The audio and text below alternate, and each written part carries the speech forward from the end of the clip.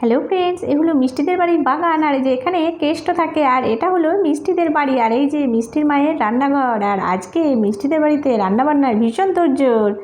এই মিষ্টি দিদি, আজকে তো মোটু দাদার আমাদের বাড়িতে নিমন্ত্রণ আছে। তো জানিস তো মোটু দাদা ভাত খাবে না।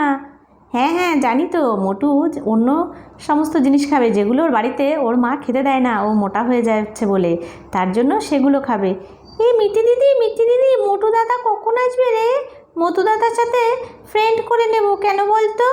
হ্যাঁ হ্যাঁ ঠিকই বলেছে কিন্তু টিঙ্কু, কেন বলো তো? মোটু কিন্তু খুবই ভালো ছেলে। ঠিকই বলেছো পিসিমণি, মোটু দাদা খুশি দিদিকে বাঁচিয়ে দিল, তা না হলে তো খুশি দিদির দাঁত মুখ ভেঙে যেত। একদম ঠিক। তোমরা বসে খেলা করো, আমি দেখি রান্না বান্নার কত দূর। এই তো, কি হলো ছোটো বৌদি, সমস্ত কিছু কমপ্লিট হয়ে গেছে? ঠিক আছে আমি যাই, আমি ওদেরকে বলি মোটুকে ডেকে নিয়ে আসতে। এই যে যাও, তোমাদের বন্ধু মোটুকে একটু ডেকে নিয়ে এসো, বলো তার খাবার রেডি হয়ে গেছে। এই তো আমরা দুজনে যাই যাই, তাড়াতাড়ি যাই।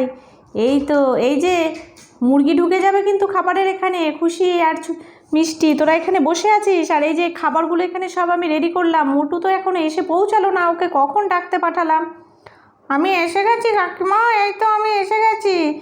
আরে মা, এত খাবার সব আমি একা খাবো? হ্যাঁ গো মোটু দাদা, এগুলো সব তোমার। তুমি আরও খেতে পারলে আরও দেওয়া হবে। এগুলো সব তোমার ফেভারিট, তাই না? মোটু, তোর এগুলো সব ফেভারিট, তুই ভাত খেলি না কেন রে মাংস দিয়ে? মোটু এগুলো খুব ভালোবাসে, তাই ও এগুলো খাবে বলেছে, তার জন্যই তো আমি সব এগুলো করেছি।